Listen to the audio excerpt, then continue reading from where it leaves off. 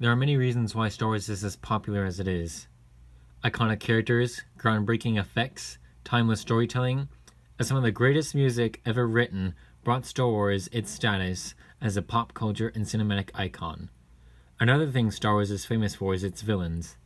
Darth Maul, Grand Moff Tarkin, Count Dooku, Boba Fett, General Grievous, these are just some of the most iconic villains in Star Wars. The most iconic, without question, are the tragic and powerful Darth Vader and his master, the evil and menacing Emperor. These villains have captured the imagination of millions of people for years, to the point where the villains are as popular as the heroes themselves. That is not the case for the sequels, however. A major criticism of the Star Wars sequel trilogy is that the villains are, with the possible exception of Kylo Ren, boring, uninteresting, whiny, and incompetent. Good. Supremely... Blow that piece of junk out of the sky! That's enough!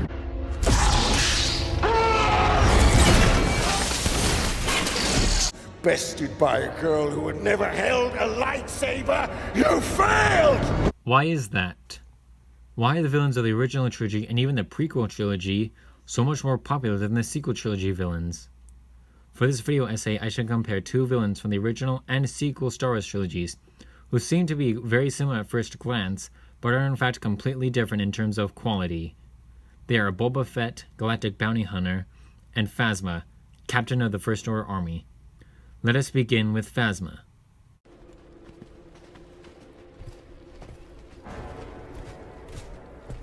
Sir, the villagers. Captain Phasma is a high-ranking officer in the First Order military.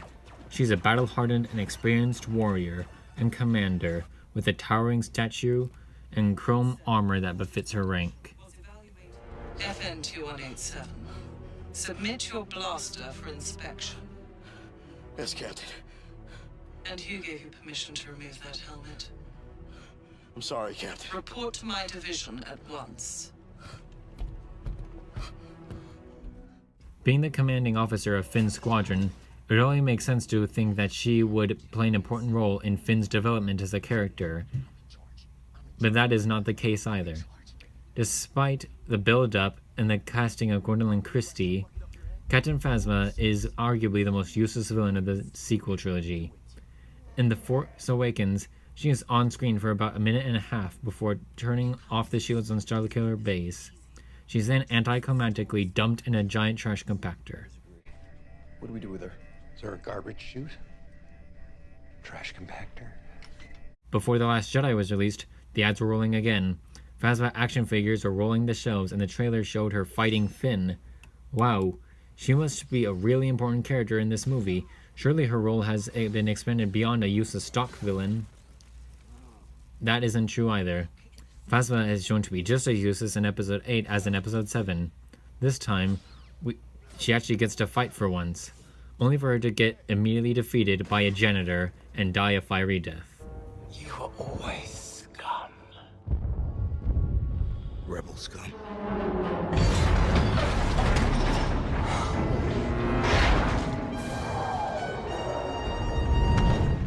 Now for Boba Fett.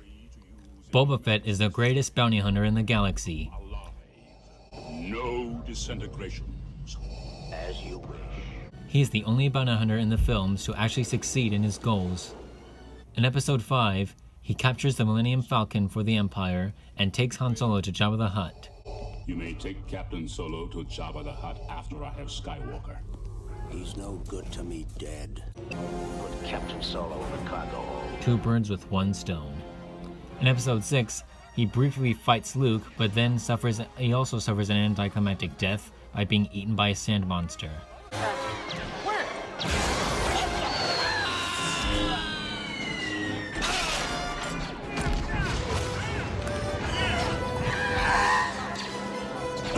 Despite dying a stupid death and not being on screen for that long and having even less lines, Boba Fett is still a very popular villain in the Star Wars universe, usually being everyone's favorite bounty hunter. But why is Boba more popular than Phasma?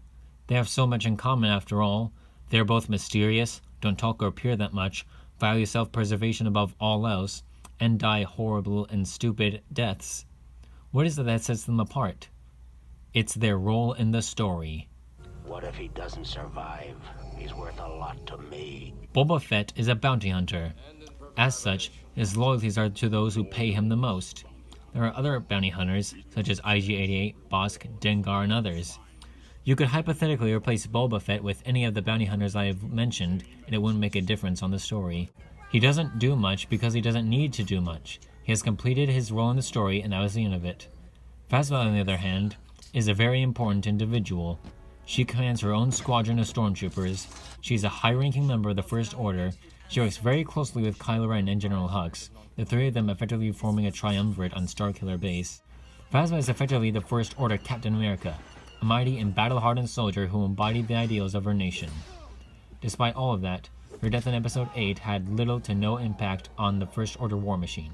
This is made worse upon seeing a deleted scene in which Finn tells First Order stormtroopers that Phasma was the one who disabled the shields.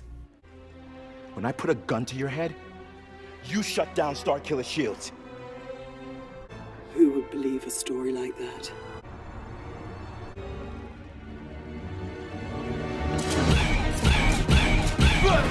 This actually offered a lot of insight into Phasma's character, watching her gun down her own men at the drop of a hat. But for whatever reason, this scene was removed and replaced by the final cut. Rebel scum.